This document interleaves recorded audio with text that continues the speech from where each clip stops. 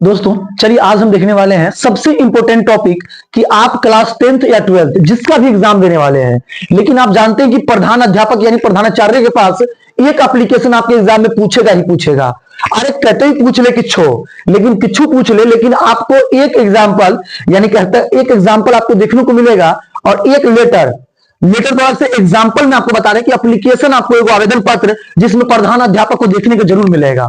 और आपको बता दे किस किस टॉपिक पर हो सकता है, आपको लिखना कैसे फॉर्मेट में है और किस किस टॉपिक पर हो सकता है। सबसे पहले देख लीजिए कि आपको लिखना कैसे है और किस किस टॉपिक पर यह एप्लीकेशन आपसे पूछ सकता है, किस तरह से लिखिएगा, खत्म कैसे कीजिएगा, किस किस पर पूछेगा, ये सारा चीज को देखेंगे। सबसे पहले देखिए कि आपको अगर प्रधान अध्यापक पर पूछेगा तो सबसे निश्चय बात को ध्यान रखिएगा, प्रधान अध्यापक पर पूछेगा तो कौन सी पूछ सकता है, 5 दिन के छुट्टी पर, शुल्क माफी पर, नामांकन पर, ठीक है, मित्र के साथ घूमने जा रहे हैं उस पर छुट्टी के लिए तो छुट्टियों में कहलाता है, फिर भी अवॉइड कर दिए हैं, चलित प्रमाण पत्र के लिए, स्थानांतरण प्रमाण पत्र के लिए, है ना, बीमार मतलब है तो उसके लिए छुट्टी के लिए तो ये सेम होता है, छात्रवृत्ति के लिए पूछ सकता है, स्कॉलरशिप के लिए, भाई बहन किसी का भी विवाह हो या किसी भी घर में त्योहार हो चचेरा वगैरह का, उसके लिए ये सारा टॉपिक पर आपको जरूर पूछ सकता है। लेकिन आपको सबका एक ही फॉर्मेट होता है, उस फॉर्मेट में ढाल दीजिए, है ना। फॉर्मेट क्या वो देख लीजिए कि किस फॉर्मेट में डालना है और किस फॉर्मेट में डालना है वो देख लीजिए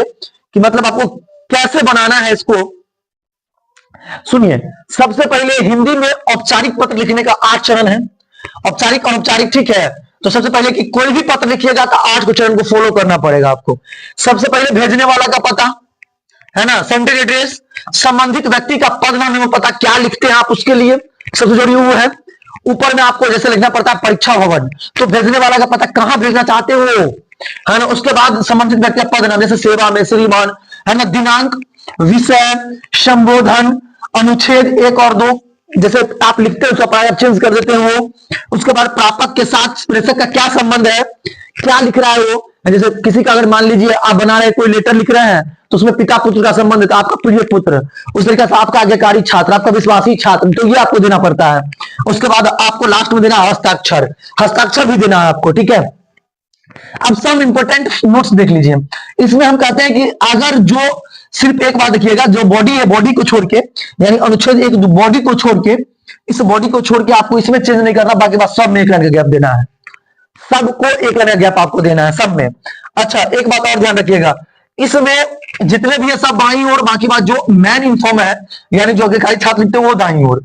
चलिए दिखाते हैं आपको, किसी भी कोई भी टॉपिक हो डजंट मैटर। देखिएगा, कहते हैं अपने प्रधानाचार्य के पास एक आवेदन पत्र लिखिए, अपने प्रधानाचार्य के पास एक आवेदन पत्र लिखिए जिसमें अनुपस्थिति दंड, है ना, शुल्क माफ करने का अनुरोध हो सकता है आपके पास ये क्वेश्चन को थोड़ा सा इसको प्योरीफाई कर दे, क्वेश्चन को हो सकता है आपसे ये पूछ दे इसमें कि अपने प्रधानाचार्य के पास एक आवेदन पत्र लिखे जिसमें अनुपस्थिति के बदला में यदि 5 दिन की छुट्टी का संबंध हो, या आप कहीं घूमने जा रहे हैं उसमें छुट्टी के लिए, या आपको प्रमाण पत्र लेना है, हस्ताक्षर प्रमाण पत्र, या आपको उसमें या लेना है मान लीजिए, या आपको लेना चलित प्रमाण पत्र, है ना, आप दूसरा में हायर एजुकेशन करना चाहते तो चलित प्रमाण पत्र की जरूरत पड़ेगा, वो आप ले सकते हैं। कैसे क्या इंपैक्ट पड़ेगा समझिएगा। सबसे पहले आपको जो लिखना है वो लिखना है परीक्षा भवन, ये रट जाइए, इस बात को आप रट जाइए कि आपको सबसे पहले परीक्षा भवन देना है, ठीक है। परीक्षा भवन लिखिएगा, उस लाइन में एक लाइन का गैप मारिएगा, है ना। सेवा में कॉमा दीजिएगा, श्रीमान प्रधानाचार्य महोदय, ठीक है, श्रीमान प्रधानाचार्य महोदय, प्रधानाध्यापक महोदय भी आप दे सकते हैं, ठीक है। उसकी तो आपको प्रॉपर चाहिए ही चाहिए।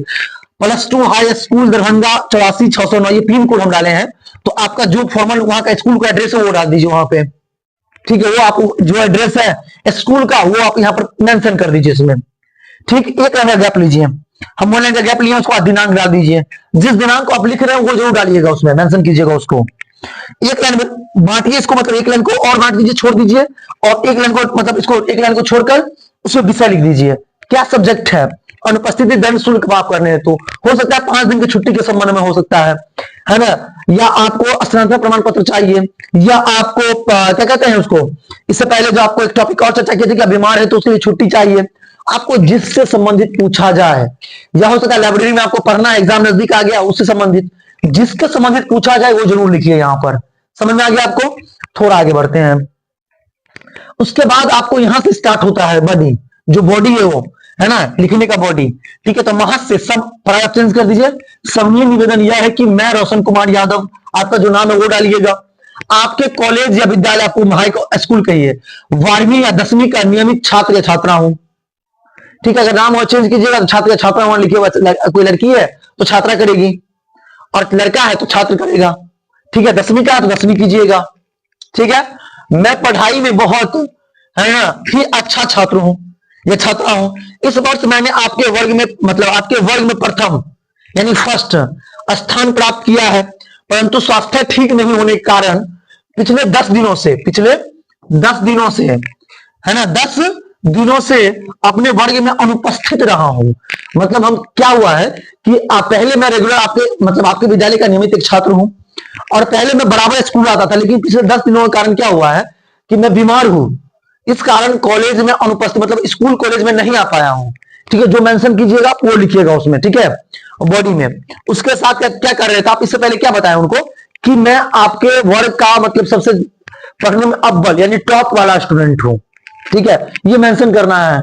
आप चाहे पढ़ने में कमजोर हो या भाई कैसे भी हो, लेकिन एप्लीकेशन में पॉजिटिव चीजें ही लिखा जाता है मेरे भाई। एप्लीकेशन में कुछ लिख दिया उससे नहीं होता है, एग्जाम में क्या पढ़ना है और क्या छोड़ना है ये मेन होता है। ठीक है, तो एप्लीकेशन में जब भी लिखिएगा तो मतलब पॉजिटिव चीजें ही लिखिएगा आप, निगेटिव चीजों को यहाँ पर दर्शाया जाता है। ठीक है, और उपस्थित रहा हूं जिसके संबंध में मैंने पहले ही आवेदन दिया था। मैं एक निम्न मध्यम वर्गीय परिवार से हूं, इसलिए अनुपस्थिति दंड शुल्क जमा करवाने में समर्थ हूं। यानी कहने का अर्थ हुआ मैं एक मध्यम परिवार से हूं, निम्न मध्यम, है ना, जिस तरीके से मैं आपका जो मतलब जितने भी शुल्क बना है दंड शुल्क वो देने में असमर्थ हूं। पर आप चेंज कर दीजिएगा। अतः श्रीमान से अनुरोध है कि मेरा उपस्थिति दंड शुल्क कर मुझे अपनी पढ़ाई जारी रखने का अवसर प्रदान करें। ठीक है, यानी अतः श्रीमान से अनुरोध है कि मेरा अनुपस्थित दंड शुल्क माफ कर दिया जाए। ठीक है, मुझे अपनी पढ़ाई जारी करने का अवसर प्रदान किया जाए, यानी जो शुल्क है वो माफ कर दीजिए, हमारा आगे पढ़े के लिए तनी मौका दे दीजिए। ठीक है, अच्छा छुट्टी के लिए रहता था क्या, मैंने जो 2 दिन की छुट्टी के लिए, तो महाशय सबने निवेदन यह है कि मैं रोशन कुमार यादव आपके कॉलेज 12वीं का एक नियमित छात्र हूं। मैं पढ़ाई में बहुत ही अच्छा छात्र हूं, यहां तो रहेगा सब।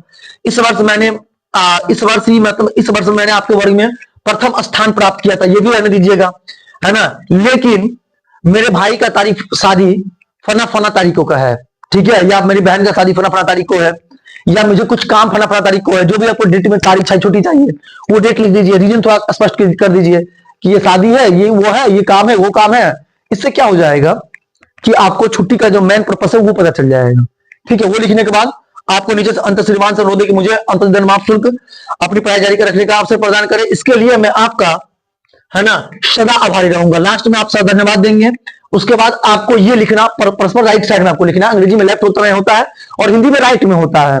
आपका विश्वासी छात्र नाम दीजिएगा, जैसे रोशन कुमार यादव मैंने दिया है, कक्षा 12वीं दिया है, क्रमांक 13 दिया है, उपवर्ग ए दिया है। बताइए गाइस ये वीडियो कैसा लगा, आप किस टॉपिक पर वीडियो चाहते हैं, किस एप्लीकेशन में वीडियो चाहते हैं, और आपको लिखावट कैसा लगा, है ना, ये जरूर बताइएगा हमें। अच्छा लगे तो वीडियो को लाइक कीजिएगा, चैनल को सब्सक्राइब कीजिएगा। Thank you for watching this video guys, फिर मिलते हैं नेक्स्ट वीडियो में, तब तक के लिए थैंक यू।